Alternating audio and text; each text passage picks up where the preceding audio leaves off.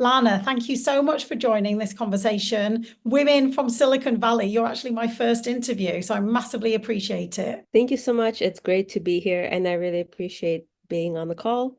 And it's always exciting to talk to another woman in the AI field. That's someone trying to spread knowledge and elevate women. Amazing. Well, you're a fine example of that because you're one of the founders of the Women and AI community group, which I would love to talk about. But I think what I would love to illuminate for myself and the audience is find out a little bit more about your actual career and your role because that involves AI. Is that correct? Yes, so I've been in AI for quite a few years.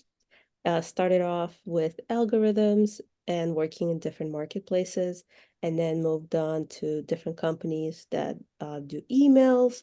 And eventually, when generative AI came up, I started a startup, a nonprofit in the mental health space because AI really allowed me to create a nonprofit with much lower cost to entry. And that's why you see me a lot talking very passionately about AI in the nonprofit space and doing AI for good because everybody talks about ethics and how that we can make extra money or save money with AI, and those things are super important. But I also feel that it's really important to highlight the use of AI in nonprofit and AI for good field. There's so much opportunity there, and it has really decreased the threshold for entry for a lot of nonprofits. Everything from getting, investors and funding to running the nonprofit to marketing, every step of getting funds and, get making an impact has been by far really impacted by AI. So that's why I'm so passionate about that portion of AI. That's not what I primarily do. It is really near and dear to my heart. Well, let's talk about the area that's near and dear to your heart. It'd be great to understand a few practical examples of where AI helped you create that not-for-profit. Sure. So the non-for-profit is a mental health space where people can come in. It's called Shared Quill, and they can look to see what people talk about in terms of their own mental health problems, talk about their stories, just really get support.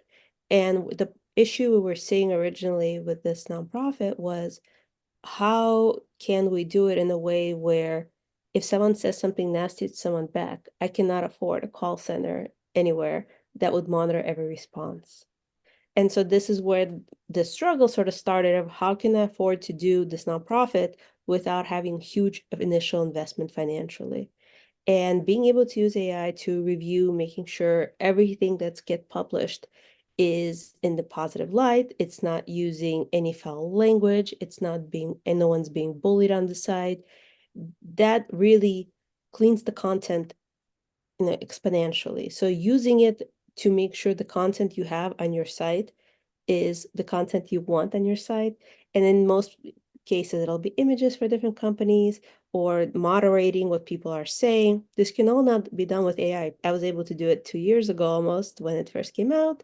So now it just continues to improve the capability. And what tool do you use to do something like the moderation? So ChatGPT back then it was its original release. So we started in February and it was released officially, I think like November, October.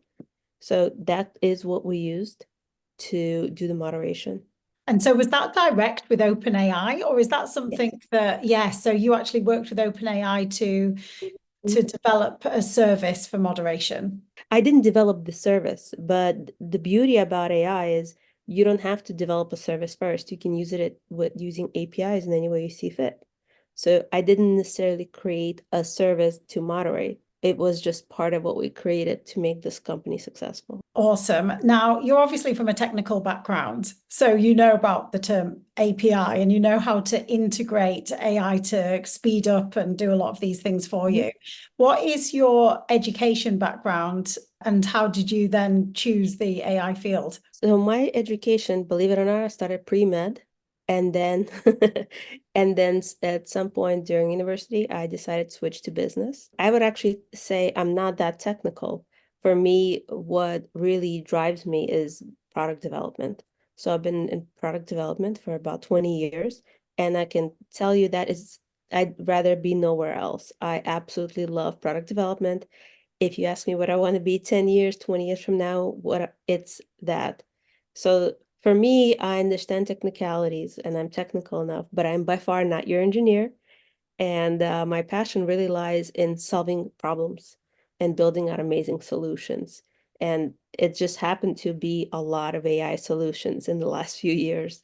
But really, building amazing solutions is what drives me. That is fantastic. A lot of people will really resonate with that. That actually, oh, right, well, I like solving problems as well, and I wouldn't consider myself technical. But if a woman working in all of these tech fields and on AI products would explain herself as not technical, then that's almost reassuring. Can you tell me about the founding Women and AI, the community, and when and how that happened? Me, Jenny, and Ryut, we actually worked at a company together about a year ago, and we were sort of hitting the same wall at the company where we had really strong recommendations, and a lot of them were, this was several years ago, actually, when we worked at the company. A lot of them were with automation, AI, how can we make the company better? And unfortunately, whether it's because we're women or whatever it was, the recommendations we had were really just constantly put on hold, and recommendations a lot of the executive men had were continuously move forward. Things like cryptocurrency and NFTs, it was continued being like a shiny ball syndrome, unfortunately, in the company, and really ideas that would better the community and the product were not really that interesting. And we felt that if we can make an organization where we can highlight other women in the AI space, and that just happened a year ago because we just felt so passionately about it. We can highlight women, we can give women a talking platform, we can really bring a lot of it to life. We thought, let's start something. The other piece that I'd say really kind of irked us on is we were going to quite a few conferences, several AI conferences a year ago. It was pretty hot, and a majority, I would say 99% of the speakers on stage were men. And it was just wrong. There's so many knowledgeable women in the industry, and none of them were on stage speaking. And we thought this has to change, and we can't just keep complaining about it. Someone has to, step up and do it. And the three of us decided that's what we're going to focus on. And that's why we've been so passionate about, educating and elevating women in the AI field. Incredible. And it's got, is it 11,000 members? Is that right? Yes, yes, 11,000. I mean, that is something for me to aspire to with my community. That is awesome. I'm so interested by the fact that you've got all of this experience and you had strong conviction in pitching a AI suggestion within the organization that you worked in. And Mhm. actually, that even in a tech business, it comes down to communication and getting heard and having a seat at the table. That actually, it's not just data led and really quantitative. There was still that battle to get heard almost. Completely. Back when this happened at the company, there was no generative AI, but AI has been around for a decade.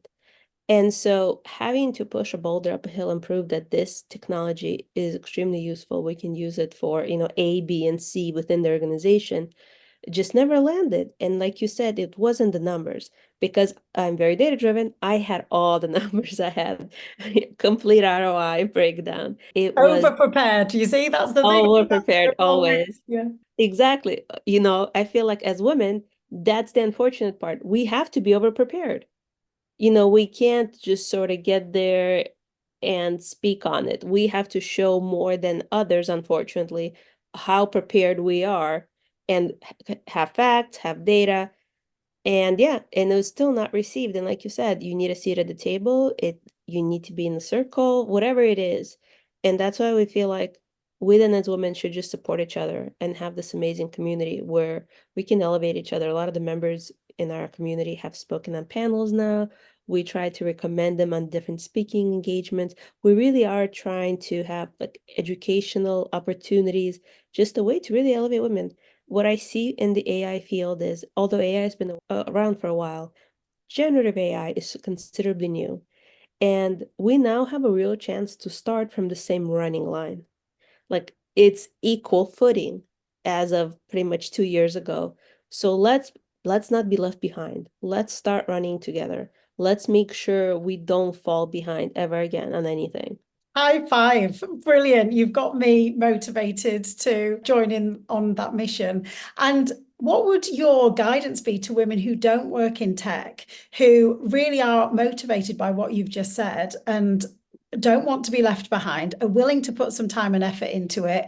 How can women from non-tech backgrounds move into AI or build the right kind of skills? So, especially with AI, it really had a positive impact on learning opportunities. You can ask AI about how to learn about different pieces with AI. You really can. It's a great set of prompts you can use. So if you're not technical, go try it. Go try OpenAI, go try Claude, Anthropics. Go and try different things. Then, if you want to start getting a little bit more technical, then you can maybe go try, Facebook's Llama and try to build something. There's so many YouTube videos. Again, you can ask AI to help you and explain the technicalities to you and tell you what the next steps are. But start small and then just start building from there. There's just so much information out there. And there's so much free things you can use. You don't have to pay for Enterprise.